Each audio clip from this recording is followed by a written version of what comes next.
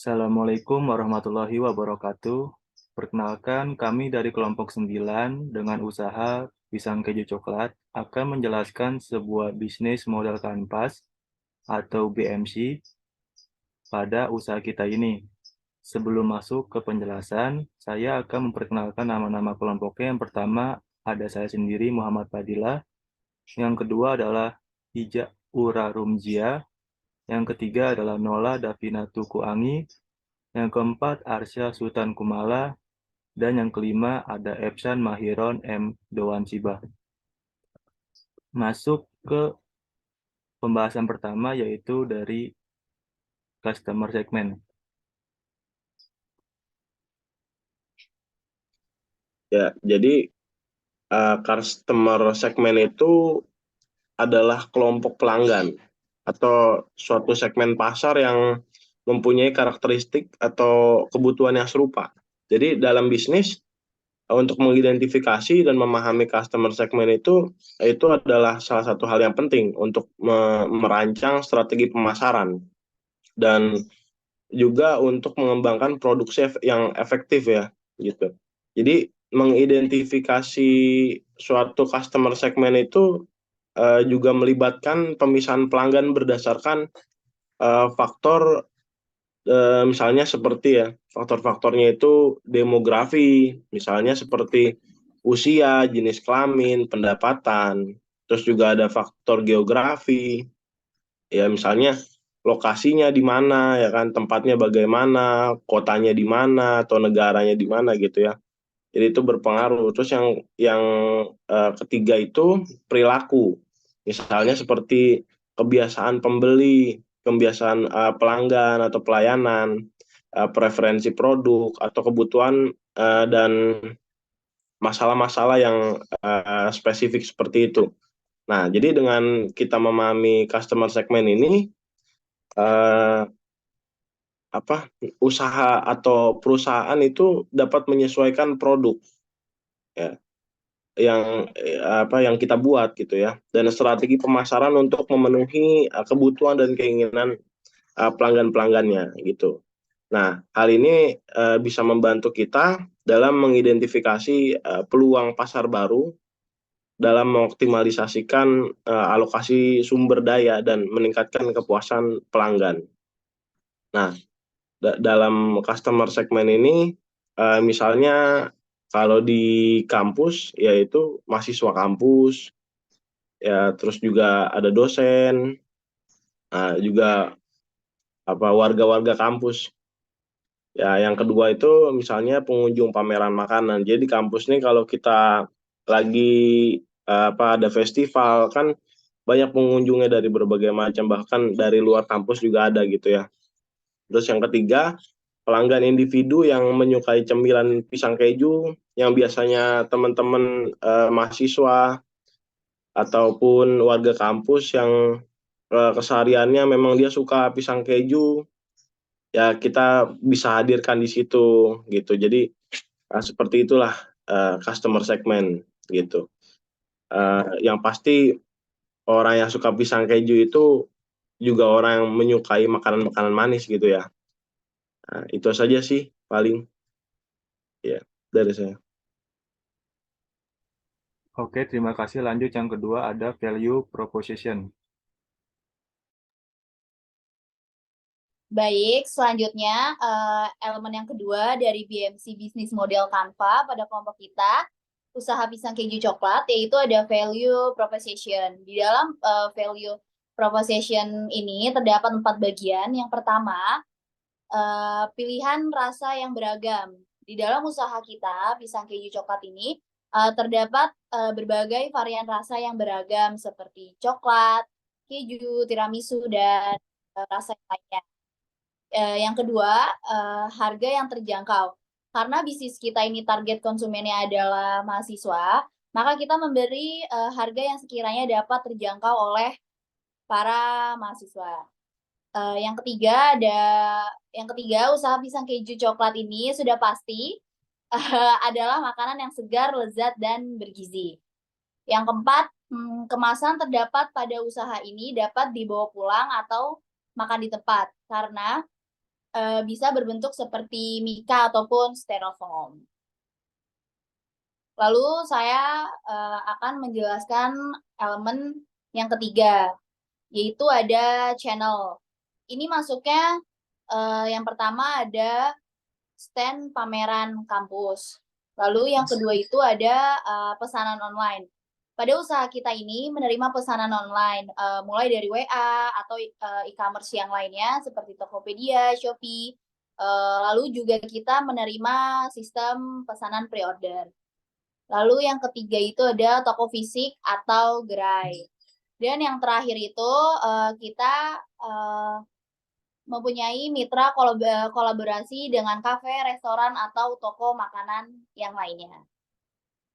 Sudah cukup dari saya. Lanjut, yang D ada customer relationship.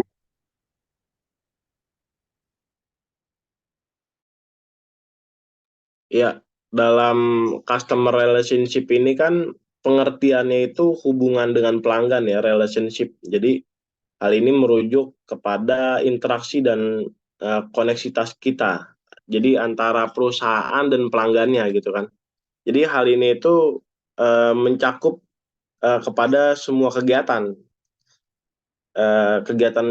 yang dilakukan oleh kita sebagai penjual untuk membangun dan memelihara hubungan yang baik dengan pelanggan. Dengan adanya customer relationship, komunikasi manajemen itu merupakan suatu unsur pendekatan yang dapat dikatakan strategis ya untuk perusahaan untuk mengelola dan meningkatkan hubungan dengan pelanggannya. Jadi biasanya hal ini itu melibatkan penggunaan teknologi, ya, bisnis, strategi pemasaran tentunya untuk kita memahami, untuk kita berinteraksi dengan pelanggan dan melayani pelanggan dengan lebih baik gitu ya. Jadi tujuan dari customer relationship kita ini adalah untuk membangun suatu royalti pelanggan. Terus kemudian yang kedua itu untuk meningkatkan kepuasan pelanggan. Nah, jadi dengan meningkatkan retensi pelanggan, ya, karena kita punya hubungan yang baik dengan pelanggan, jadi perusahaan itu berusaha untuk memahami kebutuhan dan preferensi pelanggannya, untuk memberikan layanan yang berkualitas, ya, terus juga untuk merespon masalah pelanggan, tentunya dengan cepat dan teratur, dengan rapih, ya. Jadi untuk berkomunikasi secara teratur juga kita untuk membangun kepercayaan gitu. Nah, hal ini itu juga menyangkut dalam era digitalisasi ya. Jadi sebetulnya hal ini itu memainkan peran yang bagi saya itu sangat penting dalam mengelola dan memperkuat hubungan dengan pelanggan. Jadi hal ini dapat membantu kita sebagai penjual dalam melacak data pelanggan-pelanggan, mengelola interaksi, mengirim pesan, pemasaran yang interpersonalisasi dan memberikan layanan yang lebih efektif. Jadi salah satu contoh yang bukan contoh, tapi faktor-faktornya adalah misalnya seperti pelayanan pelanggan yang ramah dan responsif gitu ya. Ya, kita dapat melayani pelanggan dengan cepat, tepat, akurat, responsif gitu. Terus yang kedua, respon cepat terhadap keluhan dari pelanggan. Nah, dengan adanya ini kita kan yang seperti saya bilang tadi, kita bisa lebih cepat, lebih lebih terkoordinasi lah gitu. Yang ketiga, program loyalitas atau diskon untuk pelanggan reguler. Jadi karena pelanggan reguler ini kan jatuhnya itu ya pelanggan-pelanggan yang pulang dan pergi lah. Jadi bukannya pelanggan setia gitu. Jadi kita di sini untuk menarik pelanggan. Jadi kita memberikan diskon-diskon gitu.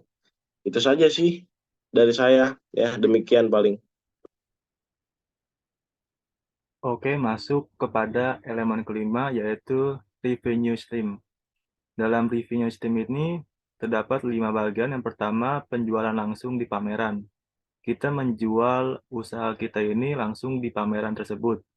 Dan yang kedua, ada penjualan online yang tadi disebutkan, yaitu kita bisa menjual lewat WhatsApp, e-commerce, maupun dengan sistem pre-order. Dan yang ketiga, potensi kerjasama dengan kantin kampus.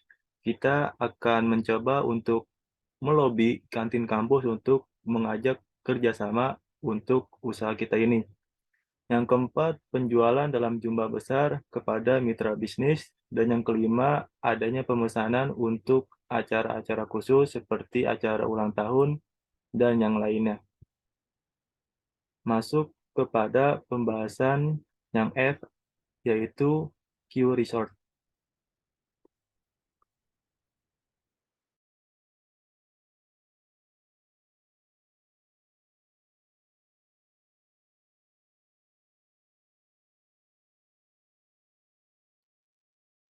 Sultan baca, Tan.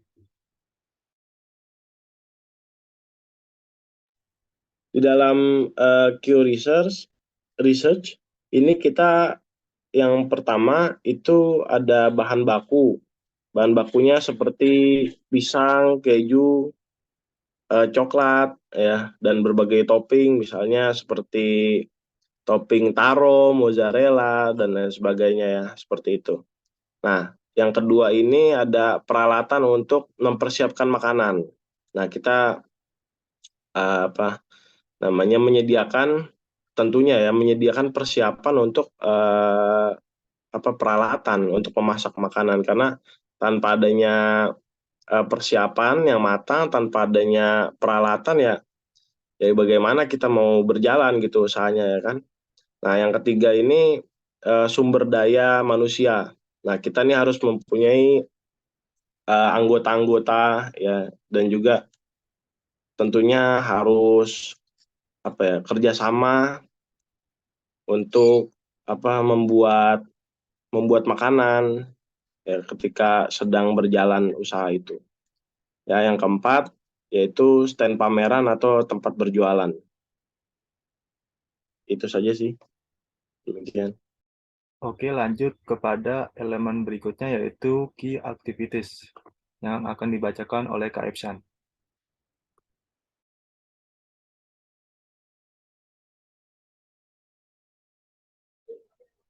Baik, kita akan masuk ke kertas.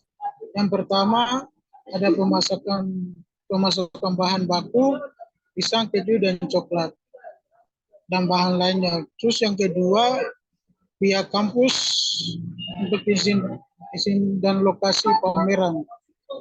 Terus yang ketiga, pengiriman untuk pemesanan online. Dan yang keempat, bisnis seperti kafe, restoran, dan toko makanan atau lainnya.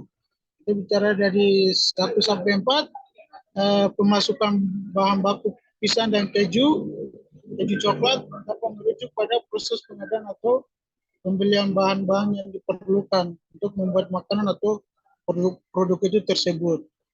Terus untuk mengadakan pameran di kampus, kita perlu menghubungi pihak yang berwenang di kampus terlebih dahulu. Biasanya ada prosedur khusus dari formulir yang harus diisi untuk meminta izin atau menentukan lokasi yang sesuai. Terus pihak kampus harus bertanggung jawab untuk memberikan izin dan menentukan lokasi pameran. Izin diperlukan untuk memastikan keamanan atau kesiapan fasilitas serta mengetahui kebijakan dan regulasi kampus.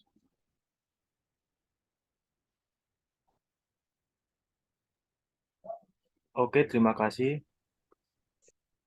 Berikutnya saya akan membacakan elemen berikutnya yaitu cost struktur. Di dalam cost struktur ini terdapat 2 bagian. Yang pertama adalah fixed cost yang terdiri dari biaya peralatan yang meliputi wadah atau tempat seperti mika atau styrofoam yang akan kita beli seharga 1 bal itu 30.000. Dan yang kedua ada sendok atau garpu atau tusukan gigi yang akan kita beli satu bungkus itu harga 10.000. Dan yang ketiga alat memasak seperti kompor, wajan, dan spatula yang bisa kita bawa dari rumah untuk menghemat biaya pengeluaran. Dan yang kedua dalam fixed cost ini ada biaya pemasaran dan promosi, meliputi spanduk atau banner dengan ukuran 2x1 yang seharga 30.000. Dan yang kedua melakukan promosi melalui media sosial seperti WhatsApp, Instagram, dan lain-lain dengan tanpa melibatkan biaya atau gratis. Dan yang kedua ada dengan total biaya fixed cost ini yaitu 70.000. Dan yang kedua adalah variable cost, yaitu meliputi bahan baku seperti pisang yang akan kita beli 2 sisir yaitu 30.000. Yang kedua adalah mesis dengan berat setengah kilogram seharga 10.000. Susu coklat dengan 1 kaleng seharga 15.000. Dan susu putih 1 kaleng 15.000 dan keju parut 1 kilogram seharga 20.000. Dan yang kedua yaitu biaya pengiriman meliputi bensin dengan 1 liter seharga 10.000 dan biaya lainnya tergantung jarak, yaitu dengan total biaya variable cost ini yaitu 100.000. Dan jumlah biaya fixed cost dan variable cost ini yaitu 70.000 dan ditambah 100.000 seharga jadinya adalah 170.000. Demikian penjelasan BMC atau Business Model Canvas ini pada kelompok 9. Terima kasih atas perhatiannya. Mohon maaf atas kesalahannya. Wassalamualaikum warahmatullahi wabarakatuh.